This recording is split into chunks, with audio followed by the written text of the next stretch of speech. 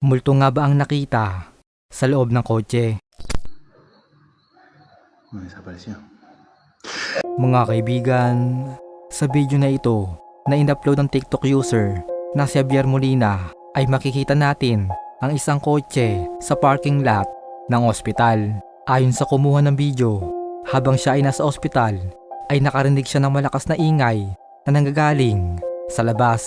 Kaya agad niyang pinuntahan yung sasakyan, pero malayo pa lang ay may napansin na siyang kakaiba. Nakita niya na tila may nakasakay sa loob ng kanyang kotse, ngunit ang nakakapagtaka ay wala naman siyang ibang kasama.